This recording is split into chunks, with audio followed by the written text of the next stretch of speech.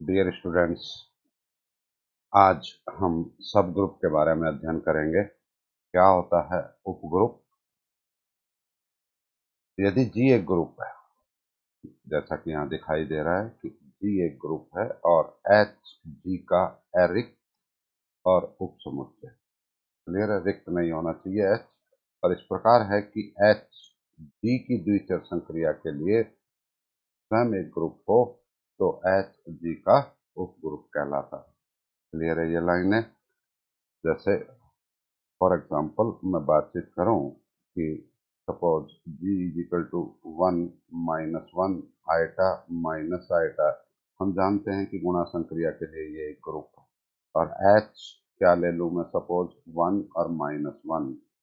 तो h के लिए मैं द्विचर संक्रिया सारणी बनाऊं 1 - 1 1 -1 1 into 1 1 1 into -1 -1 -1 into 1 means -1 -1 into -1 means 1। हम देखते हैं कि ये h गुणा संक्रिया के लिए क्या है? समरथ है। और गुणा संक्रिया है, साधारण गुणा है, तो डेफिनेटली ये सहचारी भी है। और 1, जैसा कि 1 को मैं किसी भी अवयव से गुणा करूं तो वही अवयव आ जाता है। इसका मतलब 1 क्या है? आइडेंटिटी है, तत्समक अवयव है। क्लियर है ये लाइन है? और फिर 1 into 1 1 आ रहा है, तो यानी कि आइडेंटिटी 1 का इनवर्स स्वयं 1 ही होता है। हम भी जानते हैं आइडेंटिटी का इनवर्स प्रतिलोम स्वयं आइडेंटिटी होती है। -1 into -1 कितना आएगा? 1 आता है। तो इसका मतलब -1 का इनवर्स कितना हुआ? -1 ही हुआ। तो आता है h 1 - 1 डॉट क्या है? स्वयं एक ग्रुप।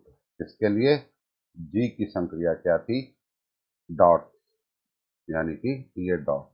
क्लियर है ये लाइन है? तो इस डॉट के लिए h स्वयं एक ग्रुप और h क्या है? g का उपग्रुप भी है।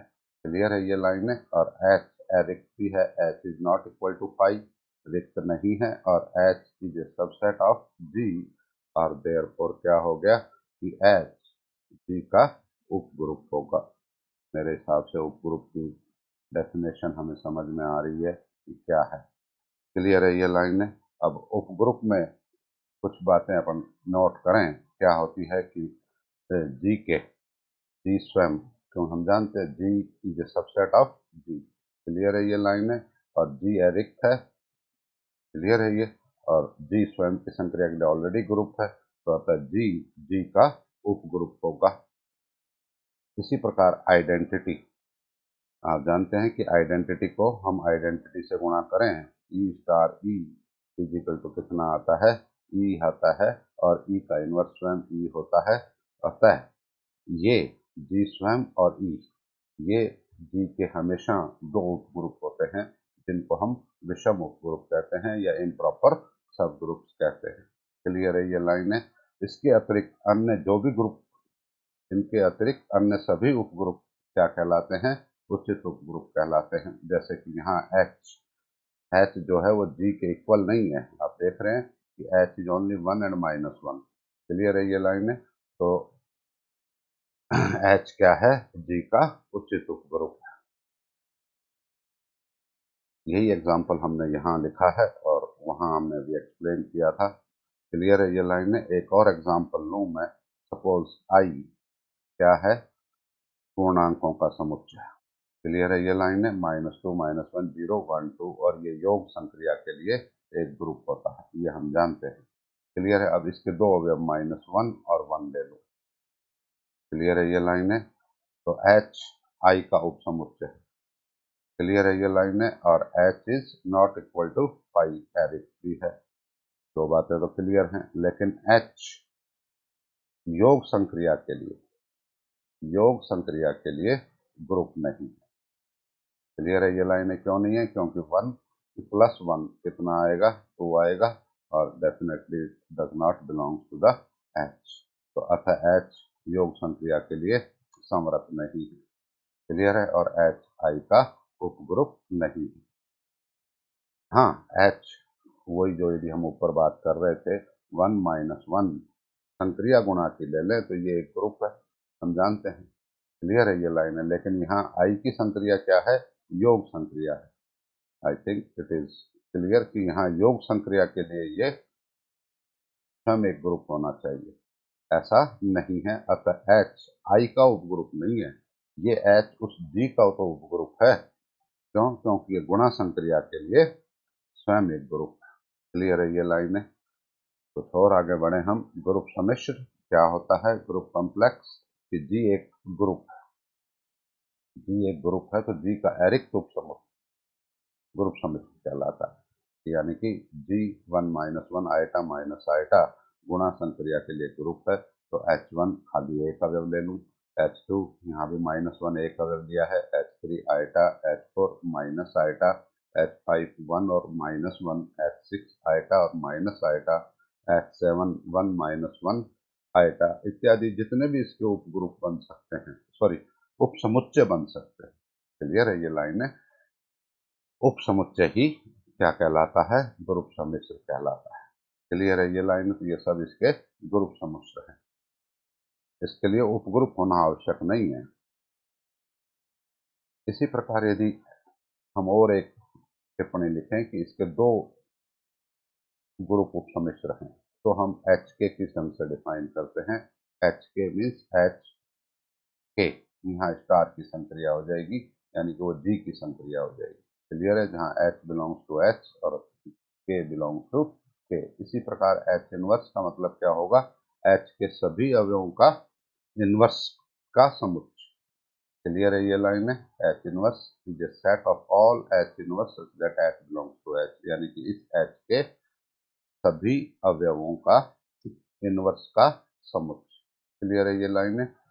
ये भी सब एक ग्रुप सम्मिश्र कहलाते हैं। हम इससे संबंधित एक दो थ्योरम करना चाहते हैं। क्या है कि एच जी का उपग्रुप, एच जी का उपग्रुप है, तो हम सिद्ध करना चाहते हैं कि एच एवं जी में तत्समक अवयव समान होगा, यानी कि जो जी की आइडेंटिटी है वही एच की आइडेंटिटी है। इसी प्रकार एच में किसी अवयव ए का प्रतिलोम वही है जो जी में ए का प्रतिलोम है। क्लियर है ये लाइन है। यानी कि जी और एच में ए का इनवर्स वही होगा, सेम होगा। इसी प्रकार एच में किसी अवयव ए की कोटि वही होगी जो जी में ए की कोटि। क्लियर है ये लाइन है। How we can show these things?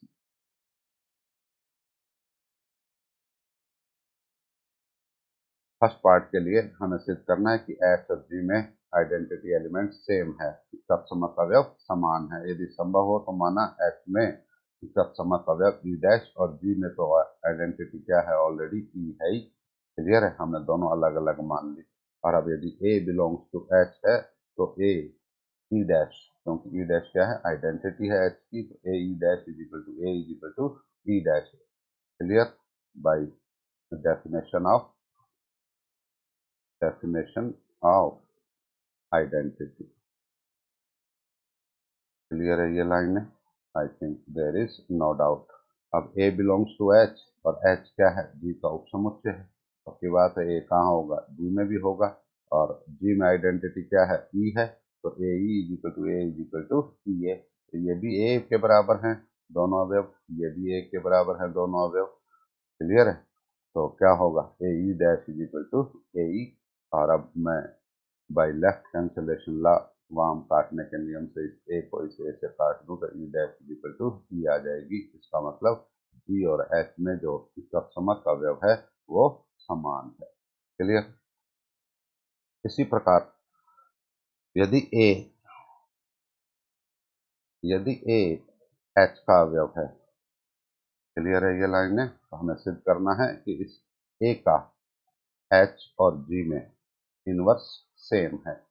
Clear है ये लाइन है। यदि संभव हो तो माना एच में ए का प्रतिलोम बी और जी में ए का प्रतिलोम सी, दोनों में अलग अलग मान लिया। हमें क्या सिद्ध करना है? बी बराबर सी। कैसे सिद्ध करें? कि यदि ए का इनवर्स बी है तो A B is equal to E is equal to E A, और यदि ए का प्रतिलोम सी है तो A C is equal to E is equal to C A by definition of inverse element. Clear है? ये लाइन है। Inverse की डेफिनेशन यही होती है कि A inverse is equal to identity is equal to A inverse A. Clear है? ये लाइन है। तो 1 व 2 से A B is equal to A C.